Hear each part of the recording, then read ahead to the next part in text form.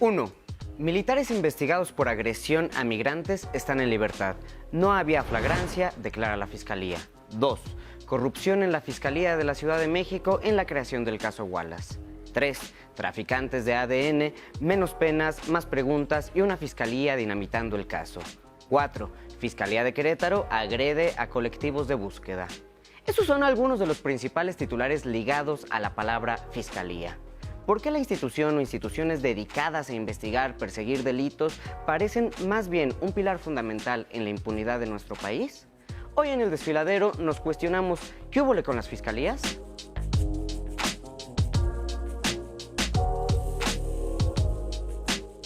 Para analizar esta aparente, sencilla, pero complicada pregunta, nos acompañan Netzaí Sandoval, licenciado en Derecho por la UNAM y maestro por la Universidad Complutense de Madrid. Fue director general de la Defensoría Pública Federal y actualmente es profesor de Juicio de Amparo en la Universidad Iberoamericana. Y Ceci Vadillo, licenciada en Política y Administración Pública por el Colegio de México y también es analista política en diversos medios de comunicación. Se especializa en seguridad pública. Netzaí, Ceci, bienvenidos. Muchas gracias por estar acá en El Desfiladero para hablar de un tema bien complicado. Hemos tenido dos programas en especial acerca de la justicia, ¿no? Que la toman desde otros ámbitos. Estuvimos hablando de las comisiones de la verdad y estuvimos hablando también del Poder Judicial.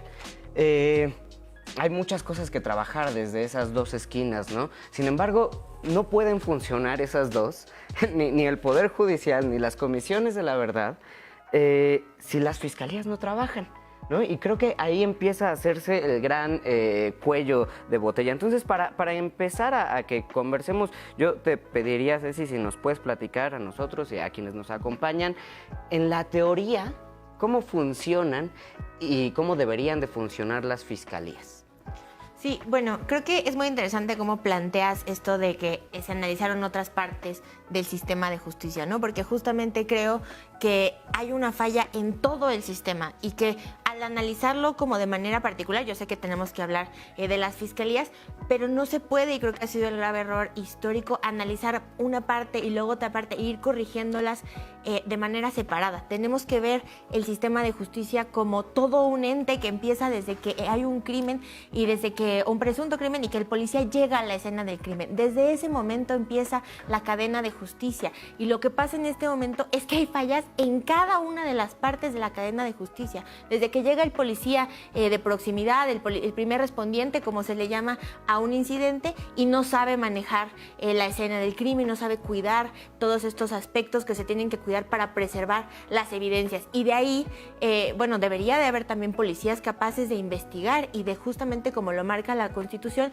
que bajo el mando y conducción, ahora sí de la Fiscalía, bajo el mando y conducción jurídico de la Fiscalía, los policías puedan ir investigando, siempre dentro del marco legal, pero que los policías, que son quienes tienen la capacidad de acción más rápida y en el momento, pudiesen investigar. Eso no pasa ahorita en el momento porque no existen las capacidades. Entonces, ok, las fiscalías importan, pero importan también esa parte de las policías que no está en este momento funcionando adecuadamente. Y luego nos vamos a las fiscalías. Y el problema de las fiscalías en este momento es que tienen un modelo de investigación que justamente es jurídico. La mayoría de las personas que están en ese momento tienen una formación, digamos, jurídica o de abogados y una visión de la investigación también jurídica. Y eso afecta muchísimo la manera en la que se pueden obtener pruebas, en la manera en la que se pueden investigar y la visión en sí misma de lo que llamamos investigación. Entonces, bueno, posteriormente, una vez que se arma la famosa carpeta de investigación, ¿no? Pues ya pasa a los tribunales, al Poder Judicial, y es donde la Fiscalía cumple este rol de pues perseguir al imputado, ¿no? En ese caso. Entonces, bueno, hay todo un tema ahí de, como yo digo, de la visión que tiene la investigación, pero tan solo el tema de imputado, ¿no? En México no existe o no se maneja la figura del sospechoso, que es antes, ¿no? Los sospechosos son antes, puedes tener varios sospechosos o deberías de tener, ir descartando líneas de investigación. En México eso no existe. Hay un imputado y bueno, ya está el imputado, ¿no? Entonces, hay toda una visión jurídica que tenemos que ir trabajando. Siento que es muy interesante revisarlo teóricamente y lo que debería y no debería ser, ¿no? Porque a veces eso nos crea expectativas y por eso opinamos tanto, pero también nos cuesta trabajo decir en qué momento es que se empiezan a atorar las cosas, ¿no? Y por ahí me gustaría saber, dentro de la práctica, dentro de esa defensoría de los derechos humanos, Netzaí, ¿tú dónde empiezas a ver que se atora esto que llamamos justicia? Claro. Bueno, primero, muchas gracias, Ezra. La pregunta es muy compleja, ¿no? Los problemas de nuestro sistema de justicia tienen, en efecto, múltiples explicaciones. Y una de ellas, de las más importantes, es precisamente el rol de las fiscalías. La fiscalía, tú preguntabas qué debe hacer. Bueno, pues en principio es el órgano acusador. Es el órgano que decide a quién se le imputa, se le achaca un delito, ¿no? Pero en realidad es un órgano, una institución muy importante del Estado mexicano. Tenemos 32 en cada entidad federativa y una federal, que podrían tener un rol crucial para que en nuestra sociedad haya un ambiente, un clima donde la gente pueda sentirse segura, pero también donde sepan que hay forma de encontrar solución equilibrada a los problemas, ¿no? Entonces, tienen una labor importantísima, pero lamentablemente se ha olvidado en gran medida a las fiscalías en nuestro país. Cuando hablamos de reformas al sistema de justicia, siempre se piensa, por ejemplo, en la última, se pensó en reformar las facultades de la Suprema Corte, el Poder Judicial de la Federación, pero esos son ámbitos de nuestro sistema de impartición de justicia, pues que están al final. Y la gente en lo cotidiano pues se enfrenta más bien a la justicia de barandilla, a la justicia más cotidiana.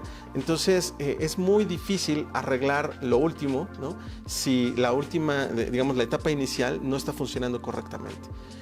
Nuestras reformas, por ejemplo, importantes cuando se creó el Consejo de la Judicatura en 94 o ahora que se hizo una reforma también para el Poder Judicial en el mandato del ministro Saldívar, no abordaban el tema de las fiscalías. Entonces, eso es un gran reto y eso es una gran explicación de por qué el sistema no evoluciona de forma homogénea, ¿no?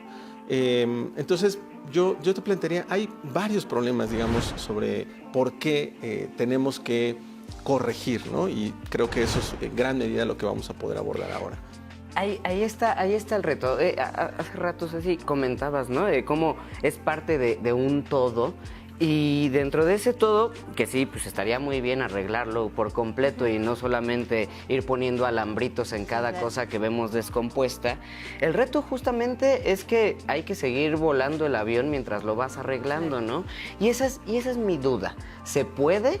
¿O en qué estado está en este momento nuestra justicia y nuestros aparatos que se deberían de dedicar a investigar y a darnos una solución? A mí me sorprende mucho la desconfianza que hay de la gente a la hora de querer ir a denunciar algo.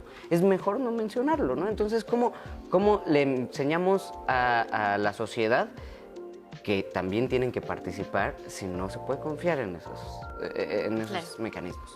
Sí, creo que también el tema de las fiscalías y el tema en general pues del sistema de justicia y de seguridad pública en este país es un problema histórico, ¿no? Que venimos arrastrando durante años en donde la justicia no existía, porque la manera en la que quizás se ejercía justicia era por mecanismos políticos, por mecanismos de otra forma, por tortura, inclusive también es una práctica muy arraigada que se tiene justamente, pero que enseñar, que cambiar, ¿no? Con otras herramientas.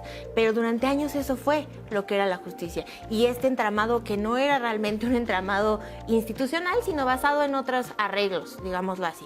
Entonces, ¿qué es lo que pasa? Que de pronto se viene todo el problema de seguridad pública, de la mal llamada guerra contra el narco, y este sistema que estaba ahí con alambritos, con muy precario, pues se colapsa de la manera en la que le estamos viendo colapsar el día de hoy. O sea, era imposible que las policías, que fiscalías, que estaban diseñadas para un régimen, pues realmente decirlo, no democrático, poco democrático e institucional, pues de pronto responda a un reto como el que tiene enfrente. Y entonces, ¿qué tienes? Un rezago del 60% en las fiscalías, fiscalías estatales que pues no tienen las herramientas para hacerlo.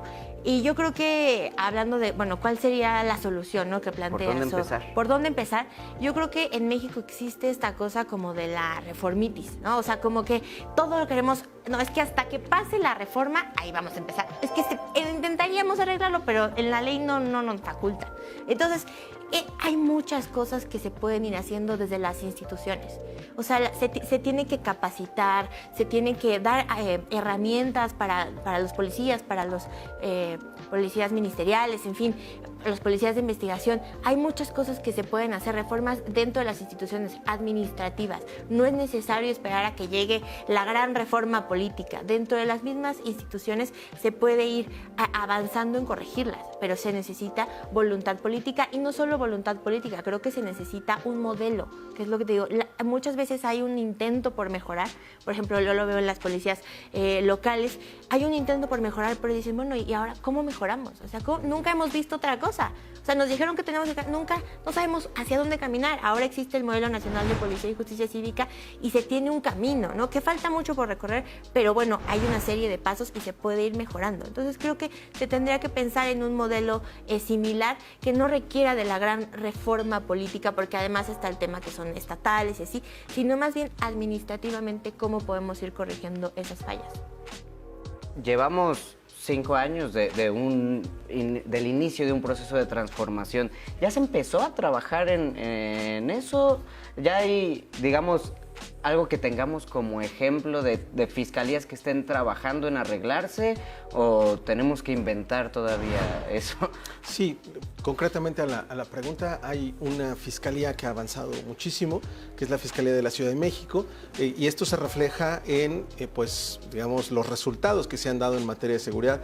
Ahora, recientemente se ha estado discutiendo mucho de los éxitos en materia de seguridad pública en la Ciudad de México, y se habla de la Secretaría de Seguridad Pública, pero casi no se menciona que hay una fiscalía que ha dado muy buenos resultados a cargo de la fiscal Ernestina Godoy. Pero creo que lo primero que tenemos que hacer es diagnosticar el tamaño del problema. Y creo que la gente no sabe, no nos enfrentamos cotidianamente a este tipo de problemáticas, ¿no? Porque en efecto, cuando pensamos en la justicia, en el sistema de impartición de justicia, pues lo que la gente quiere es alejarse de ese sistema. Entonces, no es conocido suficientemente, me parece, que, por ejemplo, 9 de cada 10 delitos que se cometen en México no se denuncian. Es decir, hay una cifra negra, una impunidad alarmante. Esto, por supuesto, tiene que ver con cultura de la denuncia, pero en realidad lo fundamental tiene que ver con que las instituciones no son confiables, con que hay demasiada corrupción en las instituciones públicas. Después tenemos, por ejemplo, el abuso en la prisión preventiva. En México, el 40% de las personas que están privadas de libertad están en espera de sentencia de primera instancia. Es decir, son inocentes. Nadie ha dicho que son culpables y, sin embargo, están pues esperando que se les enjuicie, ¿no? Este tipo de, digamos, aberraciones que tiene nuestro sistema, la verdad es que se explican en buena medida por las fiscalías. Y aquí hay una problemática importante, ¿no? Estas herramientas que se le han dado a las fiscalías, que precisamente responden a una visión muy autoritaria, muy propia, digamos, de una época punitivista, ¿no? Donde la justicia se ve como castigo, ¿no? Y no como restablecer condiciones de vida armónica. Pues bueno, explican figuras como la prisión preventiva oficiosa, explican figuras como el arraigo, ¿no? Este tipo de figuras que se introdujeron, se nos olvida fácilmente, pero esas figuras se introdujeron en el sexenio de Calderón, en la Constitución, impulsadas por personas como Genaro García Luna. Es decir, este modelo punitivista que sigue teniendo gran peso en nuestro sistema de justicia, pues tiene nombres y apellidos, tiene una explicación, ¿no? Entonces creo que tenemos que reflexionar si queremos seguir impulsando ese sistema o de verdad queremos cambiarlo. Entonces tendríamos que cambiar, digamos, nuestra forma, nuestro sistema de ver la justicia. O sea, podríamos empezar por allí en lugar de, no sé, darle más revisión de confianza a quienes trabajan. O sea, tendríamos que cambiar primero esa línea de visión de justicia para que podamos tener algo mejor. O es que es bien complicado, sí, ¿no? ¿Cómo vas haciendo la justicia mientras arreglas tu idea de eso? Sí, creo que primero se tiene, como decía, tener un plan. Yo sí creo total. O sea, es que, y lo vuelvo a decir porque empiezo con eso porque Pero es que es muy general también eso. No, pero es que, a ver, o sea, tenemos todo el Consejo Nacional de Seguridad Pública, el Sistema Nacional de Seguridad Pública, hay una ley que justo marca cuáles son todas esas instituciones que lo conforman, ¿no? Y entonces, sí creo que empezaríamos por primero replantearnos ese Sistema Nacional de Seguridad Pública, ¿no? O sea, ¿qué lo conforma ahora? Porque ahora ya está la Guardia Nacional y ya está cambiando, es decir, ya hay otras cosas que van cambiando y bueno, a ver, también empezamos desde lo más chiquito, ¿no? Que por ejemplo es la justicia cívica. La justicia cívica, que ya es un modelo que se está empezando a aplicar en México, atiende un poco lo que dice él y a lo que dicen ustedes.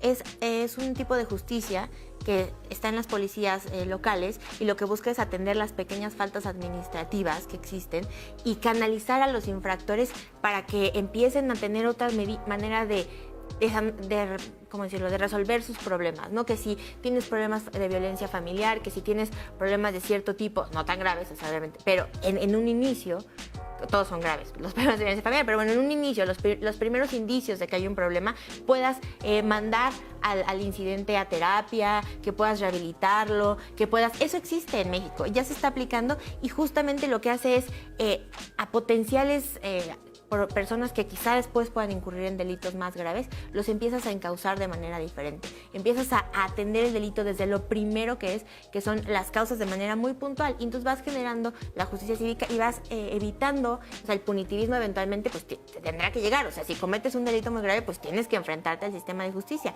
Pero ¿qué pasa antes? ¿Cuáles son los pasos antes? ¿Cuántas veces una mujer que sufrió un feminicidio, un crimen muy grave, llamó a la policía y no le hicieron caso? ¿Cuántas veces intentó y no le respondieron? O sea, tenemos que empezar desde esos más chiquitos porque cuando sucede una criminalidad, un estado de criminalidad muy grave, es porque no se atendió desde antes, es porque no había las instancias para que las personas acudieran desde los primeros momentos a atender sus problemáticas. Pero nuestro sistema da para aguantar también esa chamba, ¿no? O sea, digo, si de por sí tienen millones de cosas que no han resuelto en un montón de tiempo, da para dar esa atención, digamos, cívica. Tengo algo que me parece muy interesante que ha pasado en los últimos años, es que nos hemos puesto a cuestionar más abiertamente este ejercicio, ¿no?, de investigación, de impartición de justicia. El caso de Morelos es muy, muy interesante, ¿no? Por primera vez la sociedad se puso a criticar y actuó otra fiscalía, ¿no? ¿Eso es normal que suceda? ¿Puede suceder? ¿Es válido? ¿O cómo funciona, no? Porque el que una familia exigiera que en otra jurisdicción revisaran su caso para ver si podían tener justicia, marca ciertas diferencias que hay, ¿no? Claro. En principio esto es posible y de hecho lo normal sería que este tipo de fenómenos se dieran en relación con la Fiscalía General. Es decir, la Fiscalía General de la República tiene una facultad de atracción que puede ejercer cuando el delito lo amerita o simplemente cuando las personas lo solicitan y la Fiscalía considera que es procedente. Pero pues esto un poco te habla de lo que platicábamos, ¿no? Probablemente la sociedad confía un poco más en la Fiscalía de la Ciudad de México que incluso en la Fiscalía General. Pero bueno, aquí otra vez creo que tenemos que ver cómo explicamos los problemas que tienen las fiscalías y en general nuestro sistema de justicia.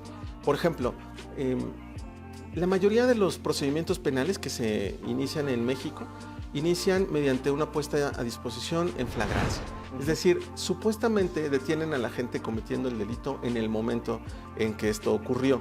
Y eso también te habla de que las fiscalías de nuestro país no investigan, no solicitan órdenes de aprehensión a los jueces y por lo tanto no hay casos que, digamos, se inicien con una investigación previa, ¿vale?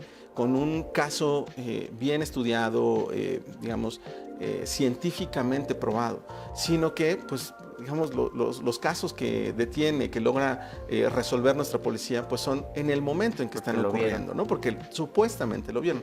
Ojalá que así fuesen todos los casos, si es que no se fabrican, si es que no se está inventando el caso, ¿no? Pero esto otra vez te habla de un problema. No estamos haciendo investigación científica, no estamos haciendo una investigación pericial, no estamos Claro, por supuesto que hay servicios periciales y existen algunos avances, pero no en la mayoría de los casos, ¿no? Y justo eso iba a preguntar, ¿y es porque no tenemos la capacidad, porque nunca nos educaron o porque se nos quedaron viejitos nuestros sistemas, ¿no?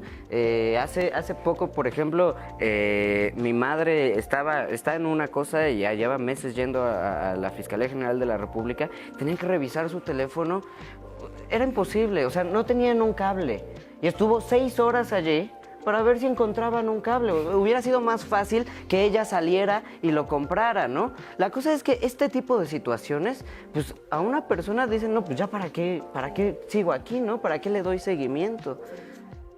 ¿Se nos quedó avejentada o simplemente te van poniendo broncas para que no le eches ganas?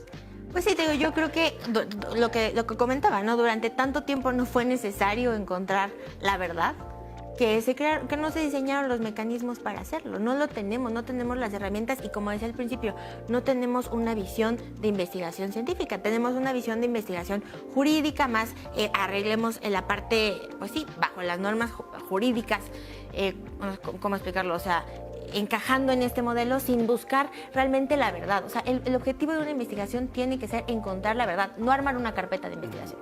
Y de ahí entrada, y el modelo que tenemos es ese. Vamos armando la carpeta, vamos consiguiendo al imputado, tal.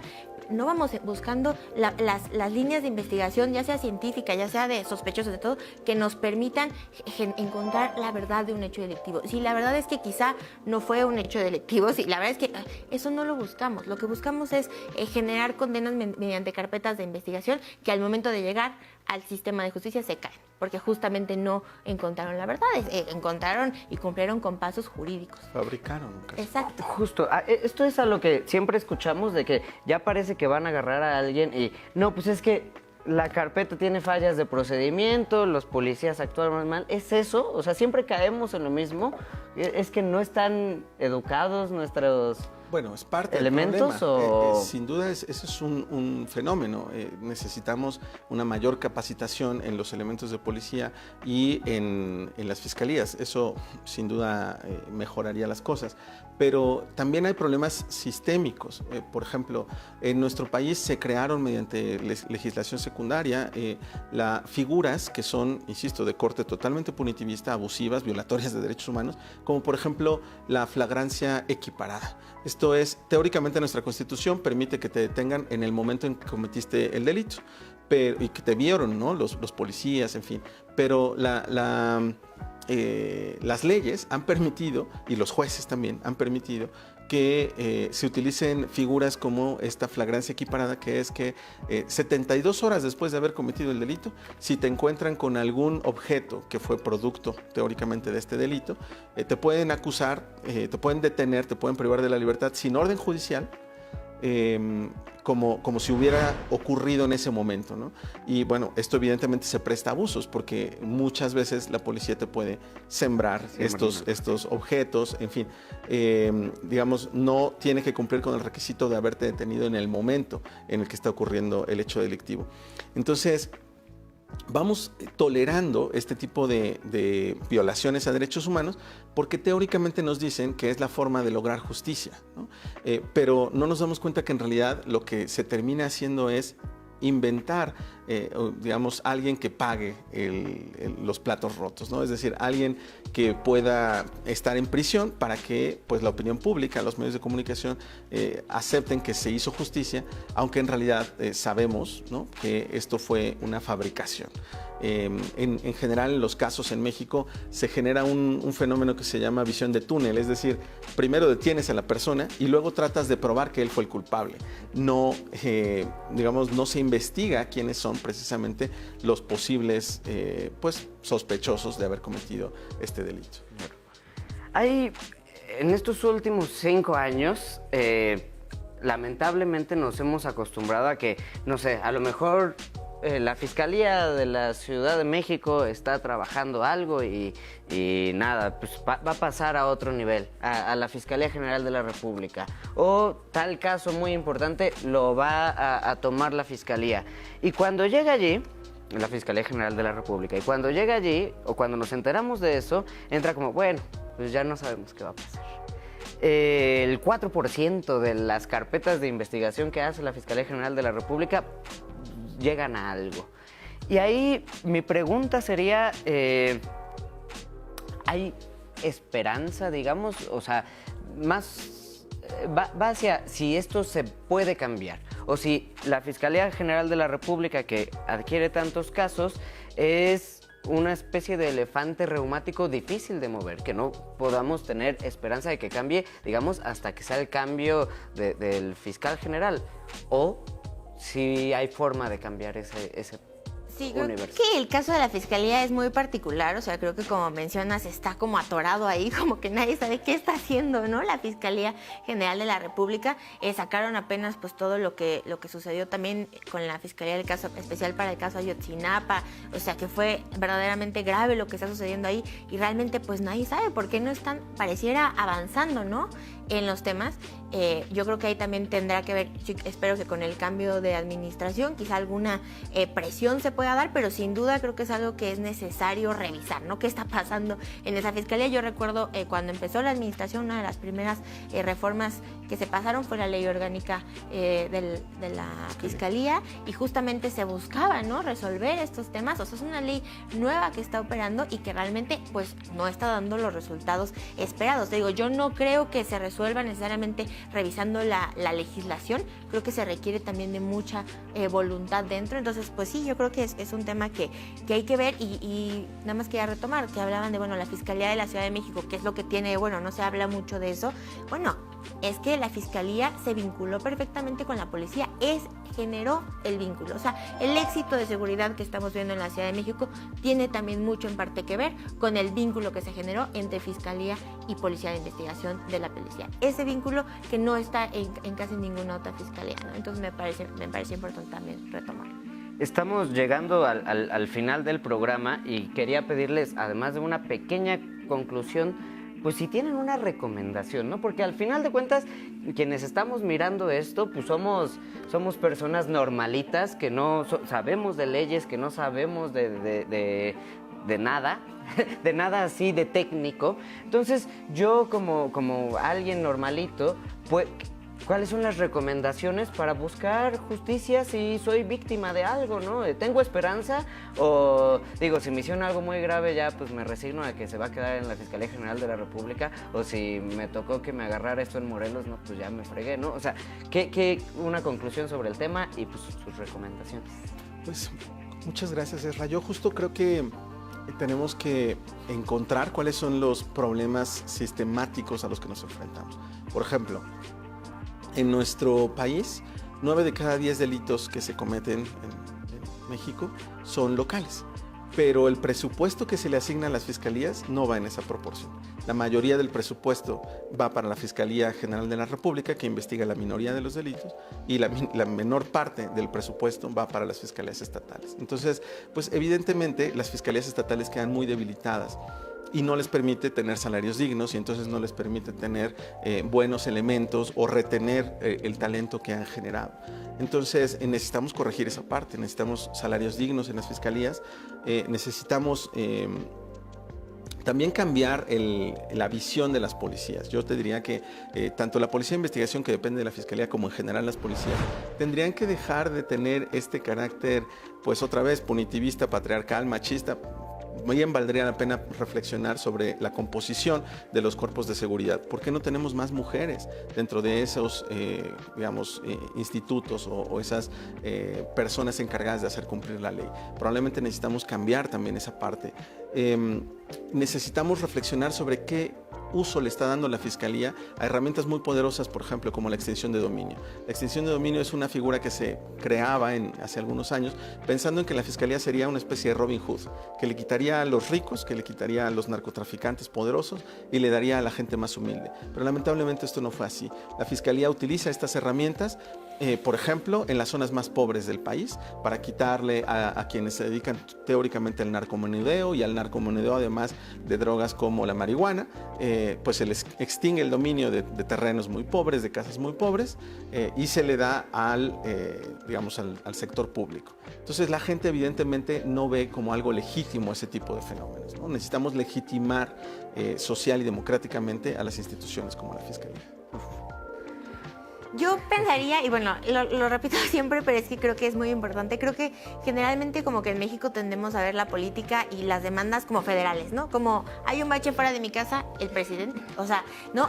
Realmente es algo muy, muy común que, a ver, es súper importante que demandemos a nuestros gobiernos municipales policías adecuadas, reformas e inversión en temas de mejora policial. Eso es fundamental, que no esperemos a la Guardia Nacional, al Poder Ejecutivo, es desde lo local, ahí tenemos que estar demandando estas reformas a las policías. Igual, de nuevo, por verlo por niveles, a los gobiernos estatales hay que demandarles reformas y resultados a las fiscalías estatales, que es donde está el gran problema, ¿no? Y ahí también, bueno, ¿qué es lo que está pasando con el poder político? Porque se decía que ahora ya son fiscalías autónomas. No, que dependan del Congreso sigue siendo poder político. Y claro, y a las fuerzas y a los equilibrios de poder en un Congreso, ¿no? Entonces, digo, yo no tengo todavía, y lo pienso seguido, la respuesta. ¿Cómo podríamos hacer para que no dejaran de depender de esos arreglos políticos, que al final también frenan mucho los temas de justicia, y que también se puede explicar un poco lo que pasó ahí con el fiscal de Morelos con esto? Entonces, bueno,